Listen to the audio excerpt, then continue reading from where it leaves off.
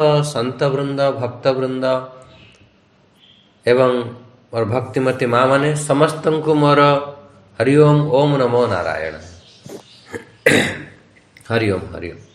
आमे श्रीमद् भगवद गीतार षष्ठ अध्यायर अंतिम श्लोक 47 नंबर श्लोक उपरे आमर आज विचार चलिबो।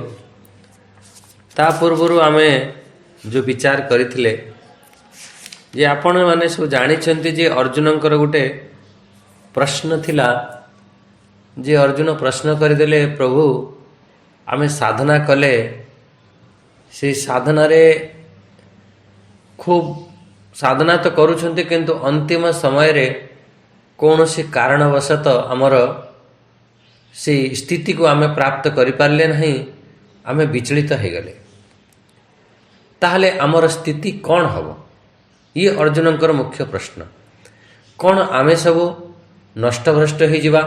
आमर जो साधना करिसंती एठी तो आमे शरीर छाड़ी देबा, ताहले आम साधना भी सब नष्ट हो जिवो। शरीर छाड़ी के पळेबा से जहाँ भी किसी कर्म करिथिबा तो ये सब नष्ट हबो। भगवान स्पष्ट रूप में मना करुचंती अर्जुन किंचित मात्र भी तो जदि साधना करिछु कर्म करिछु से कर्मर फल तते निश्चित रूप में मिलियो। जदि तू साधना करी करी तू शरीर त्याग कर देलु ताहले कौन हब तो सुन। भगवान एठी दुईटी कथा मुख्य रूप में कहिसंती। साधना करुथुबा समय रे जेतेबेले शरीर छुटी जाए परमात्मा को प्राप्त करि नाहंती दुई प्रकार लोकों कथा वर्णना करा जायछि। साधना करुथुबा अवस्था रे जदि आम भितर कौनसी हल्का फुल्का कामना अछि देश कल्याण निमंते या शास्त्र कल्याण निमंते एमिति हल्का वासनाएं अच्छी कामना अच्छी, भगवान से कामना भी पूर्ण करिवे। गोटे श्रीमान का घरे श्रेष्ठ पवित्र घरे आमको जन्म देवे, जन्म देई आमको जहाँ आमर वासना थिबो ताको पूर्ण भी हुए। आउ जने जोगी अछंती सी तांकर कौनसी प्रकार आउ कामना नहीं, सी कौनसी प्रकार वासना नहीं, बस अंतिम समय रे स्थिति को प्राप्त पाई पारले ना। से प्रकार जोगीर से गोटे जोगी कूल रे श्रेष्ठ वैराग्यवान जो ज्ञानी व्यक्ति कूल रे से जन्म होता है। से कथा को जाई भगवान स्पष्ट शब्द रे कहीदेले ये सबू पूर्व अभ्यास कारण हुए। जहाँ आज आमे साधना करि पारुचंती, आज आमे चिंतन मनन करि पारुचंती, आज आमको श्रीमद् भगवद गीता शुणा को भल लगुछि, ता माने आमे पूर्व जन्मर किछि ना किछि आमर पुण्य अछि। से पुण्य कारण ही आमको बहुत भल लगुछि गीता। आमे जेतेबेले समय हो जाउछि 7टा बाजी जाउछि सेतेबेले आम भितरे होउछि जे केतेबेले आमर गीता आरंभ हब, केतेबेले आमर क्लास ऑन हब, आमे से क्लास रे जॉइन करिवा श्रवण करिवा। ता माने कौन होउछि? ता माने मुख्य रूप से से भगवान एठी कहउचंती जे पूर्वाभ्यासेन तमर अनेक अनेक प्रतिकूल परिस्थिति तम परिवार रे थिला बेले भी, तम समाज रे प्रतिकूल परिस्थिति थिला बेले भी अवसह तमे परवश हैला परे भी तमे धीरे धीरे टाणी हेई तमे से भगवान का आड़ को चली आसछ। एटी ह्रियते शब्द एमती प्रयोग करथिले। तापर गोटे देइथिले जे शब्द ब्रह्म अतिवर्तते। ये सब आमे काले खूब विचार करथिले।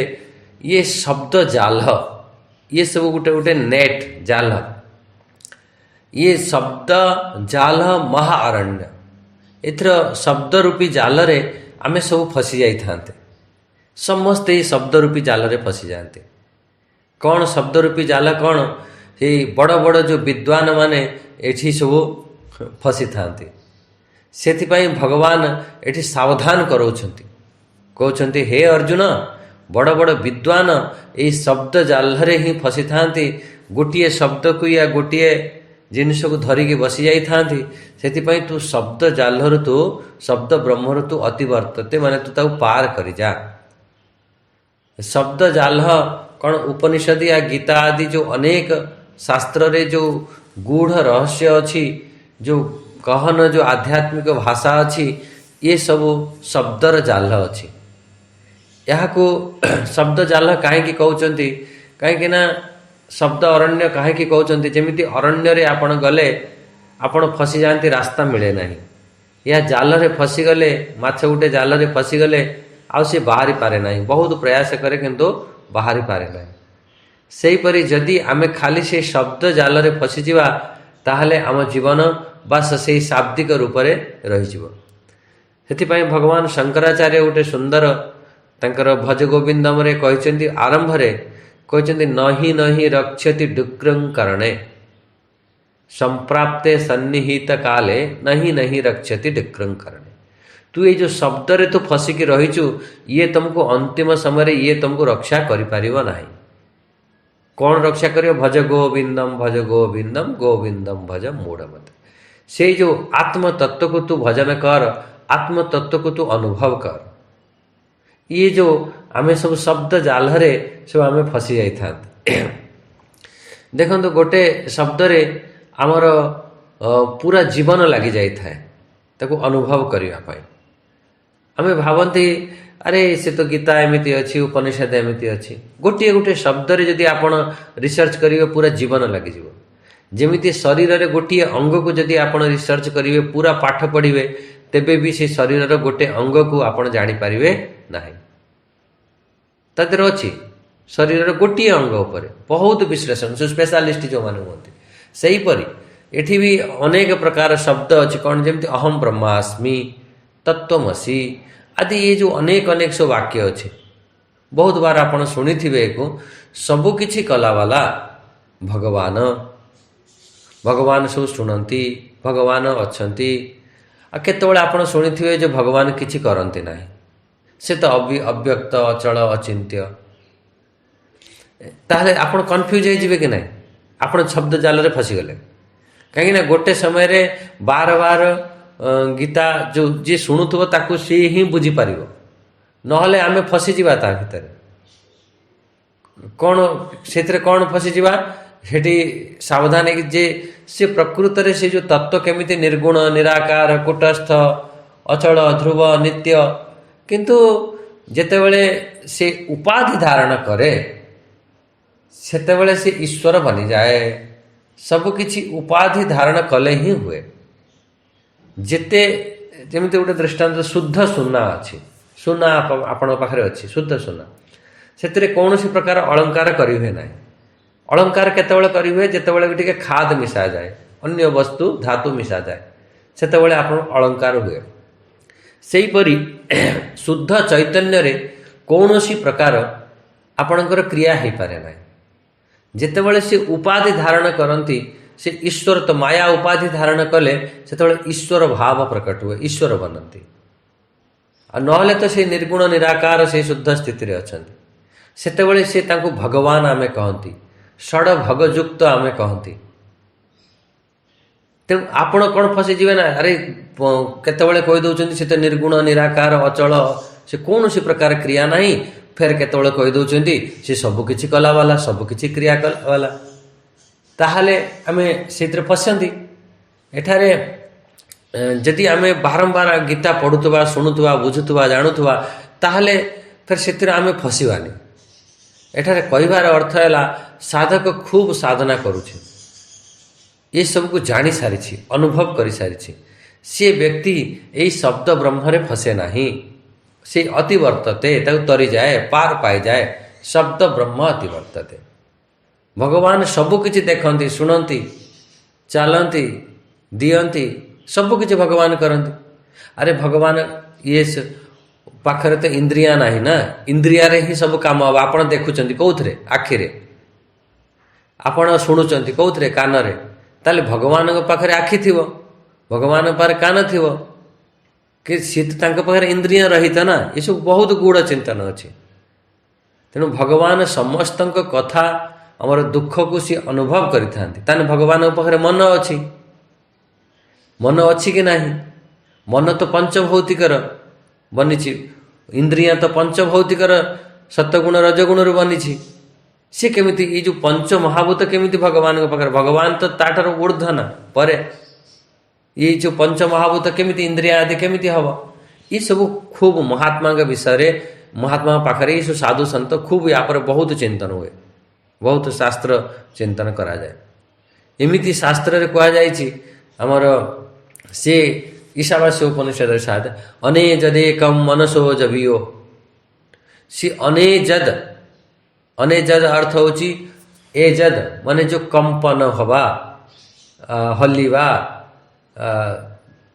चालिवा ताकू ता कहती एजद। से प्रकृत से आत्मतत्व केमिति अनेजद, कौन से प्रकार तार हलिवार क्रिया नहीं, कौन से प्रकार कंपनर क्रिया नहीं। फिर कही दौन अनेजद एक मनसो जबियो, मन ठारू भी बहुत जोर जाए। प्रथमे तो कहीदे अनेजद, सी हले नहीं, कुआड़े जाए नहीं, आसे नहीं। फिर कह दौन मनसो जबियो, मन ठारू बहुत जोर भागे, जोर दौड़े। ताले आमे यही शब्द फसीगले कि नहीं, ये शब्द फसीगले सी चाले कि चाले नहीं। गोटे कहीदे अनेजद, कौन सी प्रकार तार क्रिया नहीं, कौन सी प्रकार तार गति नहीं। फिर कही दौरान मन ठारू भी सबुठारू तेज मन चले, मन ठारू भी सी आउरी तेज चले। ताले यार समाधान कौन हम? समाधान ये हम सी आत्मतत्व सर्वत्र अच्छे। तेणु मन जो जगार पहुँचब ता पूर्वर सेठी सी अच्छी माने से आत्मतत्वर सी सर्वत्र विद्यमान। सी एठू जाएगी सेठी जीव सेमती नुह, एमती सब खूब चिंतन हुए। या पर चिंतन हैला परे धीरे धीरे आम भितर जिते संशय थी सब निवारण हो साधक भितर। से भगवान कहते जो जोगी से साधना कला, साधना करिकी एपरी से तार सब पाप तार सब नष्ट हो जिते प्रकार सब तार प्रश्न तार भितर अच्छी से शब्द ब्रह्मरु अतिवर्तत होपर। भगवान गोटे बढ़िया कथा कहते प्रयत्नाद यतमानस्तु, प्रयत्नाद यतमानस्तु। सी जीए माने सावधान पूर्वक चेष्टा करिवा, यदि सावधान पूर्वक चेष्टा करिवा से जोगीर कौन हम? देखो आमर अनेक अनेक जन्मर अनेक अनेक सब पाप पड़ जाइए। पाप आमको आत्मबोधर समय लगे नहीं, आत्मबोध तो तुरंत हुए, किंतु जो अनेक जन्मर जो पाप पड़ जाइए से पाप को निवारण करने आमको समय लगे। से संशुद्धि के लिए विषय जो तुम ये साधना करिवो ताहले अनेक अनेक पापरू तुम फेर रक्षा पाइब। फिर जिते बड़े आमे साधना करती, साधना रे जिते आम भितर सब भल भल संस्कार आसे, आसला पर ये कुसंस्कार आदि ये सब पाप आदि जो पुण्य अर्जन हम पाप आदि धीरे धीरे सब नष्ट हो जाए। से प्रकार जोगी से परम सिद्धि को प्राप्त करे, से परमात्मा को प्राप्त करे। तापर भगवान 46 नंबर काली आमे देखुले जे भगवान सबु प्रकार जे जेते प्रकार सब जोगी अछंती सबुठारु श्रेष्ठ होचंती जे एहीपरि साधना करुथवा जो जोगी अनेक अनेक। सेठी गोटे शब्द देदेले तपस्वी। जे तपस्या करे तांको कहंती तपस्वी, तपस्वीभ्य अधिको योगी एमती शब्द प्रयोग कले।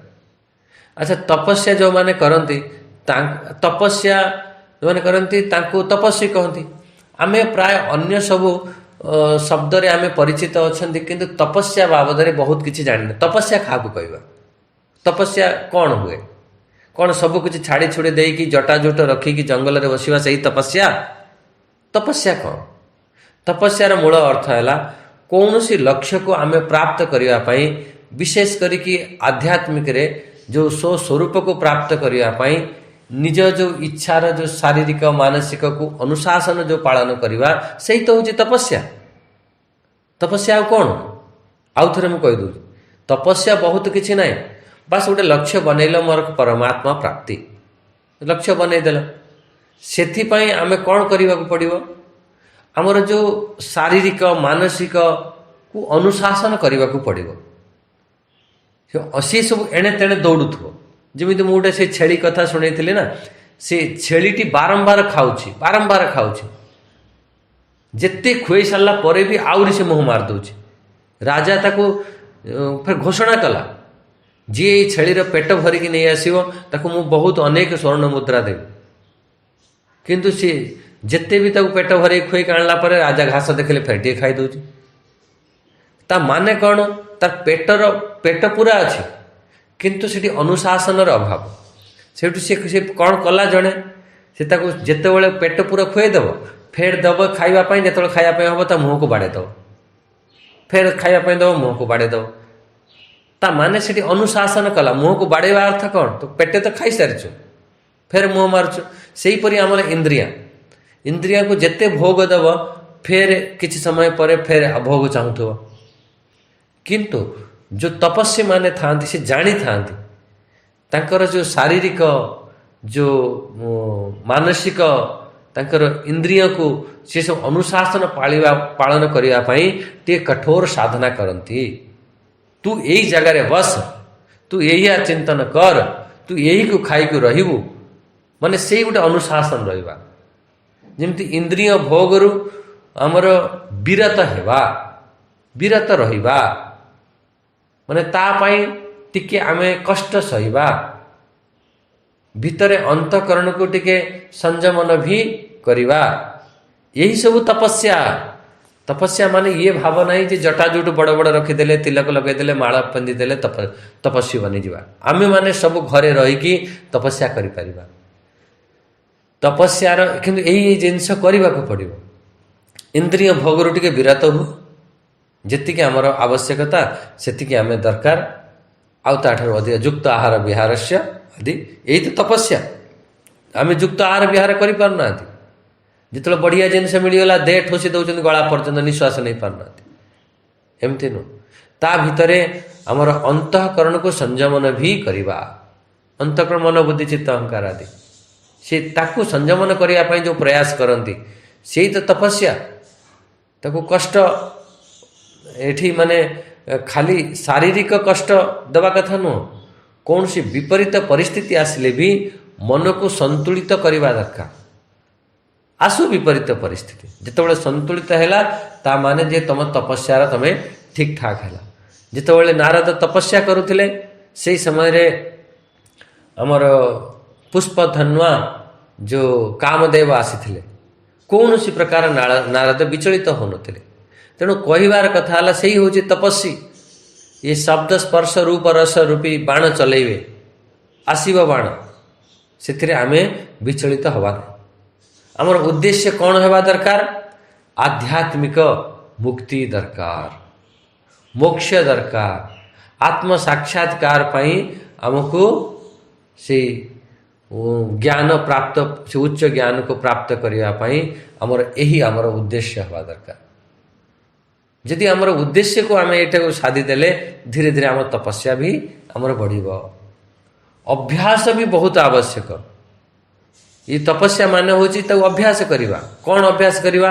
ଯେମିତି ଟିକେ ଧ୍ୟାନ କରିବା, ଯେମିତି ଏଇ ଅଧ୍ୟାୟରେ କୁହାଗଲା ଧ୍ୟାନ କର, ଟିକେ ଉପବାସ କର, ବ୍ରତ କର, ଇନ୍ଦ୍ରିୟ ଉପରେ ନିୟନ୍ତ୍ରଣ କର, ନିଶା ଦ୍ରବ୍ୟ ଆଦି ଖାଅ ନାହିଁ, ଗୋଟେ ସଦାଚାରୀ ଜୀବନଯାପନ କର, ବିପରୀତ ପରିସ୍ଥିତିରେ ସମ ରହିବା।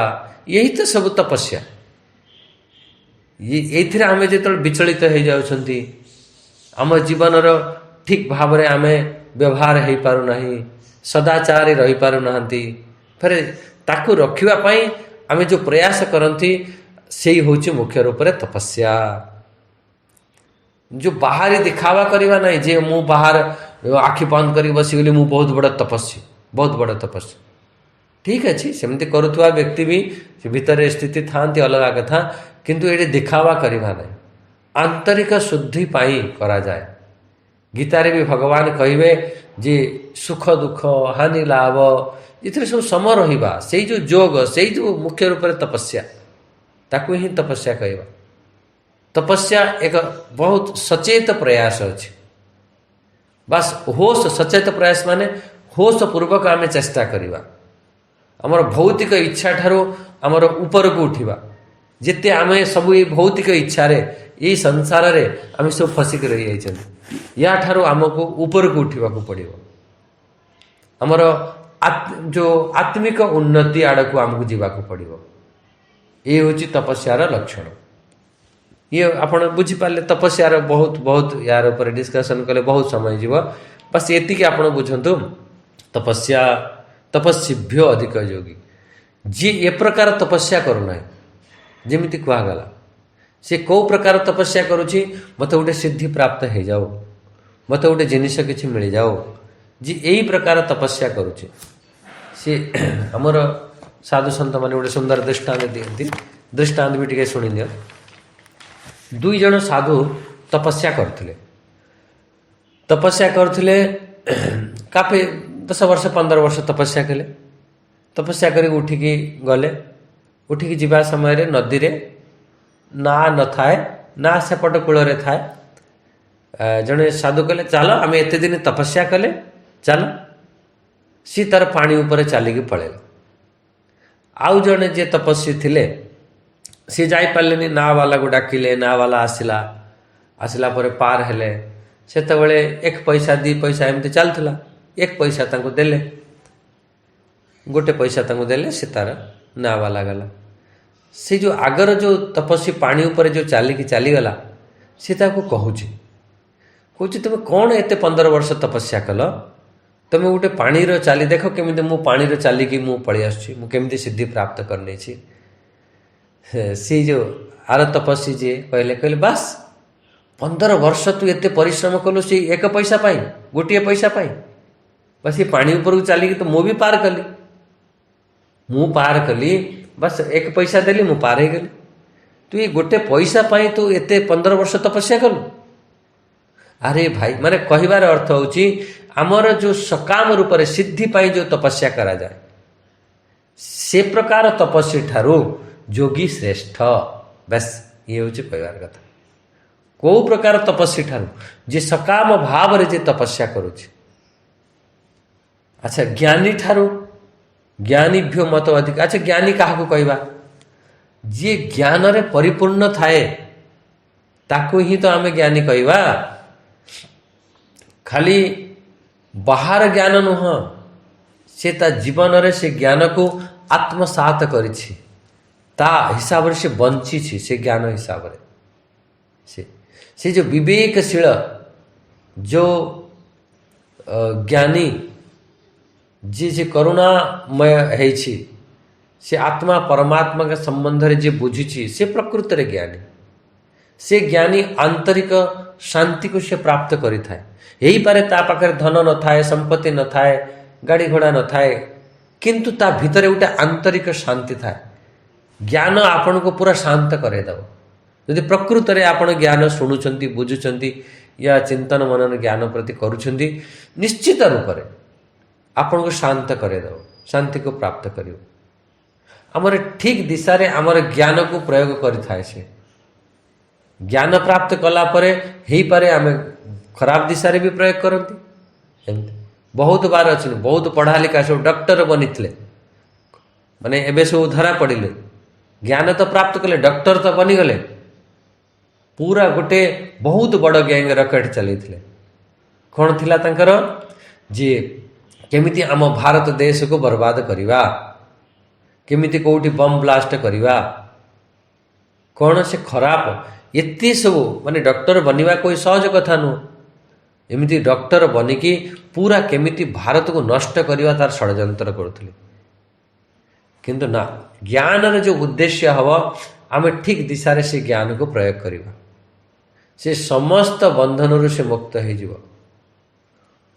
ज्ञानी स्वयं मुक्त हो जिवो आ अन्य को जो मुक्ति मार्ग रे नहीं चले से निजे स्वयं मुक्त थाए आ अन्य को मुक्ति मार्ग रे नहीं चले से प्रकृत रे ज्ञानी। से सदा सत्यर से खोज करे उनसे पॉइंट नोट करि पारियो। ज्ञानी कौन करे से सत्यर खोज करे से आत्मसात करे। आत्मसात अर्थ ताको अनुभव करे ता हृदय रे से भाव को आने की ता जीवन रे प्रयोग करे आत्मसात करे। से ज्ञानी मुख्य रूप से आंतरिक शांति को से प्राप्त करे। से ज्ञानी आध्यात्मिक दृष्टि तार थाए। से ज्ञानी तार आत्मा और ब्रह्म जो संबंध को से जानी थाए। आत्मा कौन ब्रह्म कौन निज भीतर से ईश्वर को से पाई थाए। से ज्ञानी ताको आमर ठीक दिशा रे सब को प्रयोग करि थाए उपयोग कर ज्ञान को ठीक भाव में प्रयोग उपयोग करता है। से स्वयं मुक्त स्वरूप थाए और अन्य को भी से मुक्तिर आनंद को प्रदान करिता है।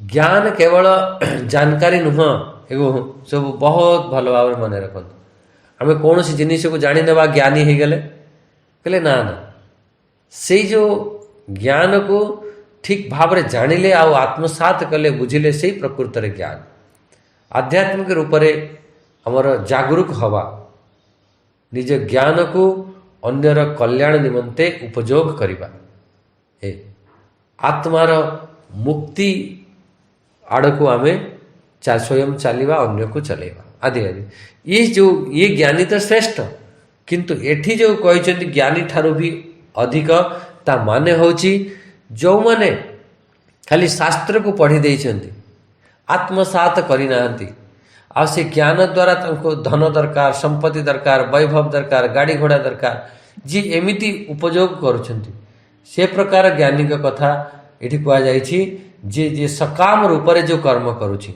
बस चाहूँ जे मते ये जिनस मिल जाओ मते ये जिनस मिल जाओ एमती ता मुख्य ये सब आम सब खूब ता ठारू भी कर्मेभ्यश्चाधिक योगी आमर जो योगी कर्मेभ्यश्चाधिक जो कर्म योगी ठारू भी ये जो योगी कह जाए सबुठारू श्रेष्ठ कौन पाई श्रेष्ठ कहगला कहला देखंतु ये योगी सबुठारू से कर्म योगरे भगवान गोटे समय कहीदे कर्म योग सबुठारू श्रेष्ठ एठी कही दउछन्ति कर्म आम योगी ठारू आमर कर्म ठारू भी आम योगी श्रेष्ठ ता माने फेर कौन है ता माने जो माने सकाम रूप से कर्म करुछन्ति कर्म योगी परिभाषा तो खूब जानी जो निष्काम है जो निस्वार्थ भाव है जो ममता रहित है जो यही प्रकार जो कर्म करे ताकू प्रकृत रे कर्मयोगी कहते किंतु ता भितर बहुत कामना अच्छी स्वार्थ बुद्धि अच्छी ममत्व बुद्धि अच्छी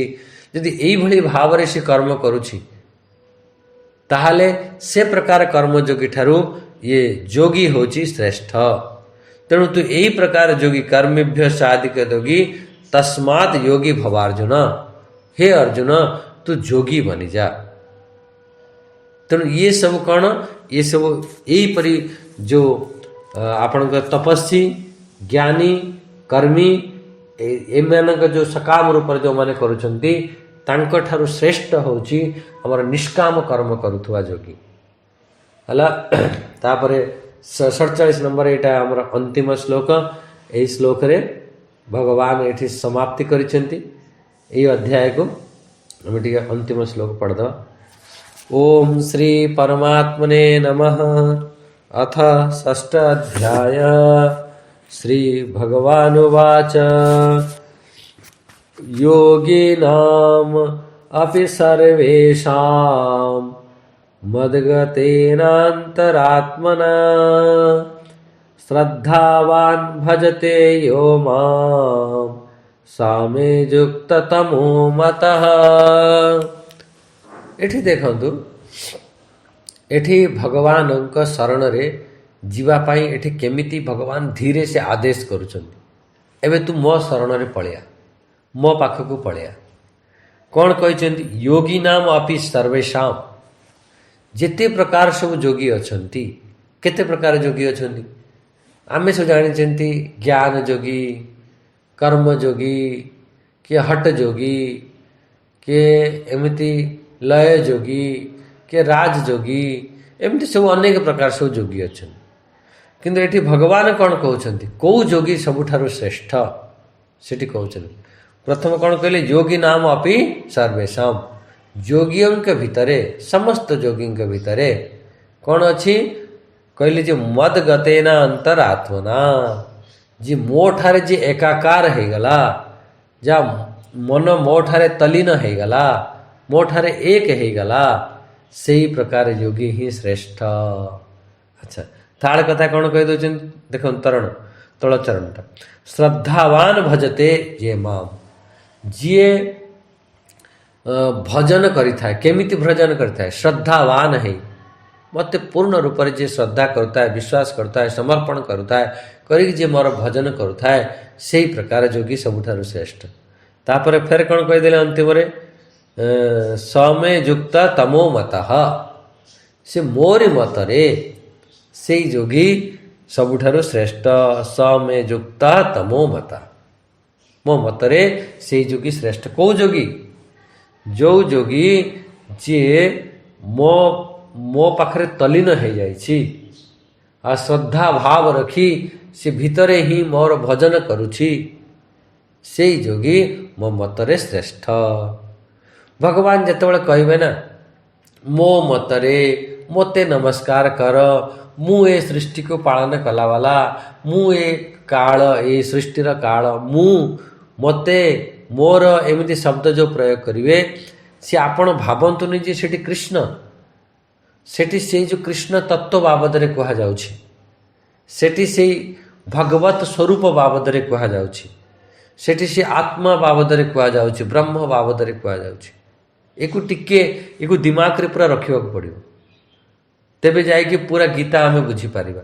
ବହୁତ ସାଧୁ ସନ୍ଥ ଅଛନ୍ତି ଏମିତି ପରିଭାଷା କରିଦିଅନ୍ତି, କୃଷ୍ଣଙ୍କ ଶରଣରେ ଆସ, ଏମିତି କହିଦିଅନ୍ତି। ଠିକ୍ ଅଛି, କୃଷ୍ଣଙ୍କ ଶରଣରେ ବି ଯିବା ବହୁତ ଭଲ କଥା, ସେ କଥା ବି କିଛି ନାହିଁ। କିନ୍ତୁ ଏଠି ଯେତେବେଳେ କୃଷ୍ଣ କହିବେ ମୁଁ ହେଉଛି ମହାକାଳ, ମୁଁ ହେଉଛି କାଳ, ତା ମାନେ କ'ଣ? ତା ମାନେ ହେଉଛି ସେଠି ଭଗବତ ସତ୍ତାକୁ ପ୍ରତିପାଦନ କରିଛନ୍ତି, ସେଠି ଭଗବାନଙ୍କ ସତ୍ତାକୁ ସେଠି କହିଛନ୍ତି। ତାହେଲେ ଏଠି ଆପଣ ବୁଝିପାରିଲେ।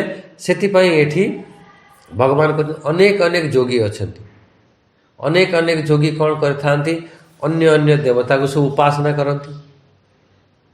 ଠିକ୍ ଅଛି, ଯିଏ ଯାହାର ଇଷ୍ଟ ଦେବ ଅଛନ୍ତି ତା ମାଧ୍ୟମରେ ଆମେ ଧ୍ୟାନ କରିବା, କିନ୍ତୁ ଗୋଟେ କଥାକୁ ବିଶେଷ ରୂପରେ ଧ୍ୟାନ ଦେବା, ସେ ତା ଧ୍ୟାନ ତ କରିବା, କିନ୍ତୁ ସେଇ ଯେଉଁ ଧ୍ୟାନରେ ପରମାର୍ଥ ଦୃଷ୍ଟି ହେବା ଦରକାର, ଭଗବତ ଦୃଷ୍ଟି ହେବା ଦରକାର, ଦେବ ଦୃଷ୍ଟି ନୁହଁ।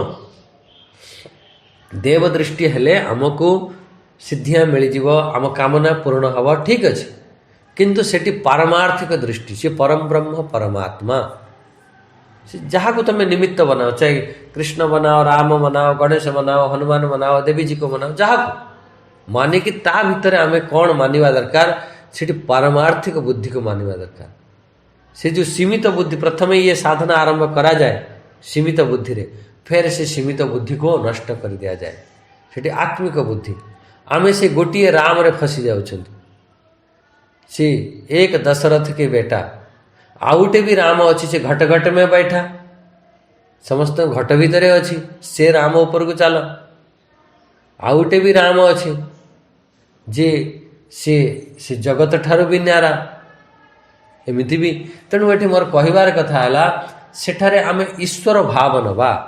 ଆମେ ଗୋଟେ ନିମିତ୍ତ ବନାଉଛନ୍ତି, ଗୋଟେ ଆମେ ପ୍ରାରମ୍ଭିକ ଷ୍ଟେଜରେ ଆମକୁ ଗୋଟେ ଆଲମ୍ବନ ଦରକାର ହେଇଥାଏ, ସେ ଆଲମ୍ବନରୁ ଆମେ ଆଗକୁ ବଢ଼ିବା, ବାସ୍ ଏଇ ହେଉଛି କଥା। ବାହାର ଯାହା କରୁଛ ନ କରୁଛ ଅଲଗା କଥା, ଆମ ଭିତରେ ଭଜନ ଚାଲିବା କଥା। ଇଏ ସିର୍ଫ ସାଧୁ ସନ୍ଥ ୟା ବିଦ୍ୱାନ ଭକ୍ତମାନେ ହିଁ କରିପାରନ୍ତି, ସମସ୍ତେ କରିପାରନ୍ତିନି।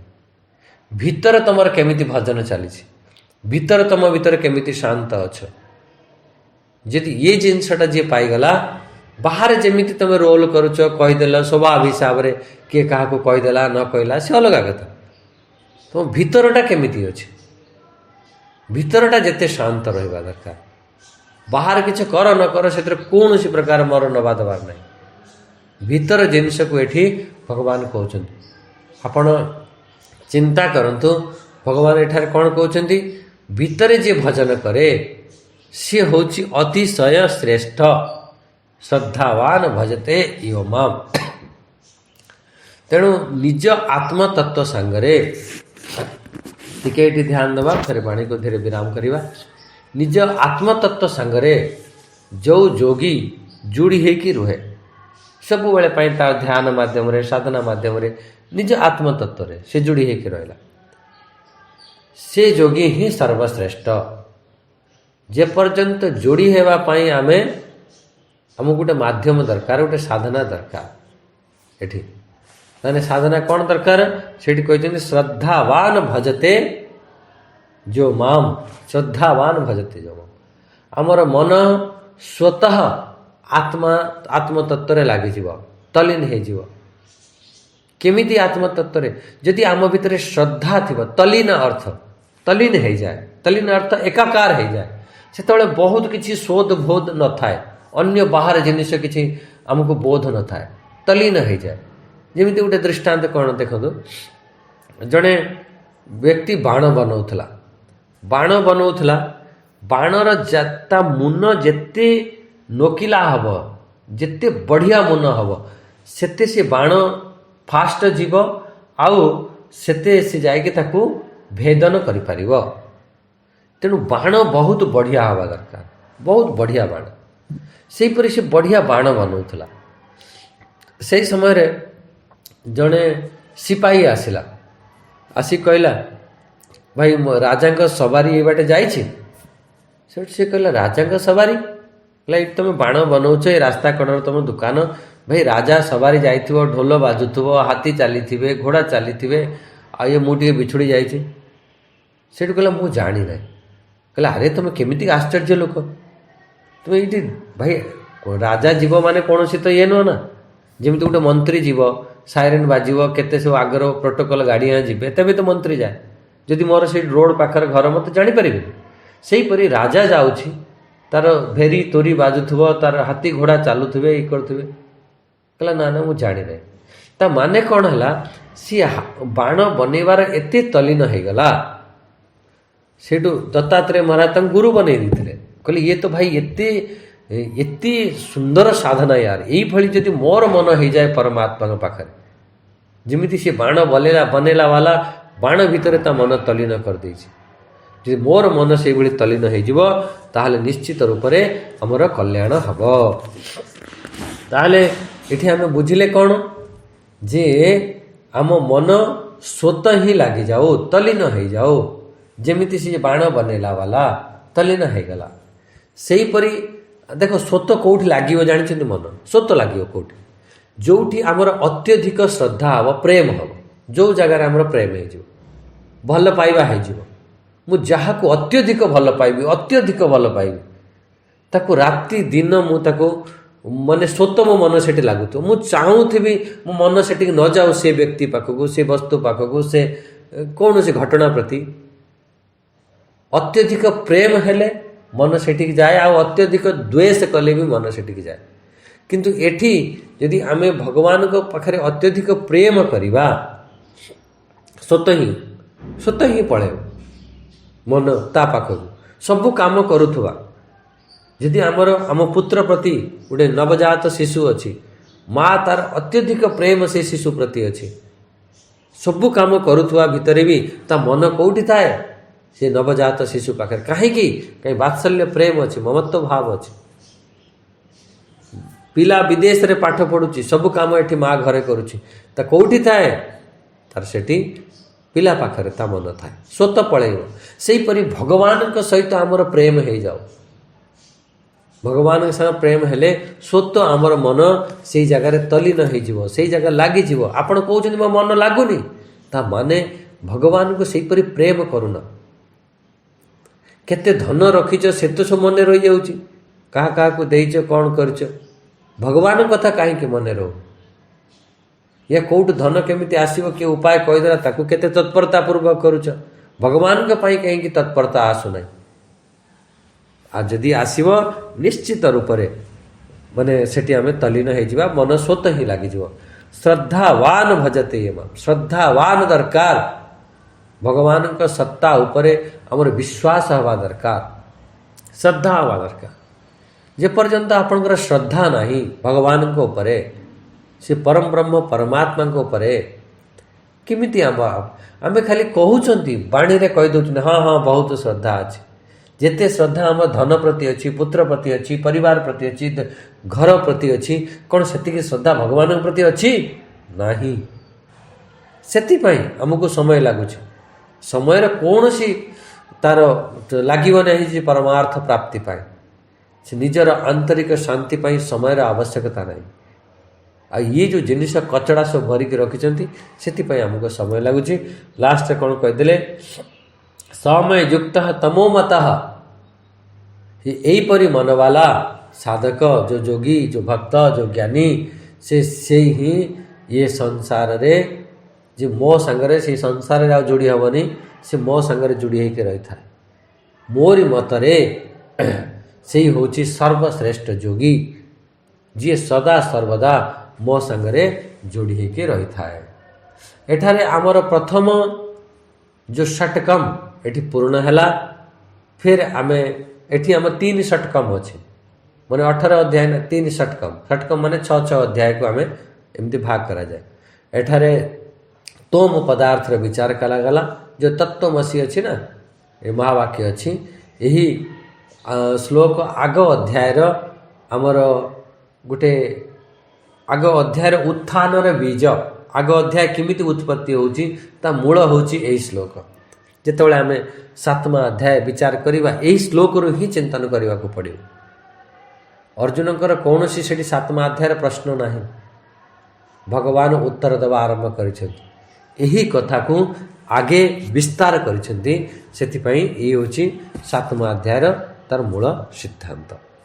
तेणु आपण माने ए श्लोकटी विचार कले खूब या पर चिंतन करंतु ताले भगवान कर कोन हवा जोगी नाम अपि सर्वेशा सही सब जेते प्रकार सब जोगी अछन जी भगवान के पाखरे स्वत मन लागी जाउची भितरे भगवान भजन चलुची जिते बेले भी हो भगवान भजन चलती से जोगी ही सबुठारु श्रेष्ठ।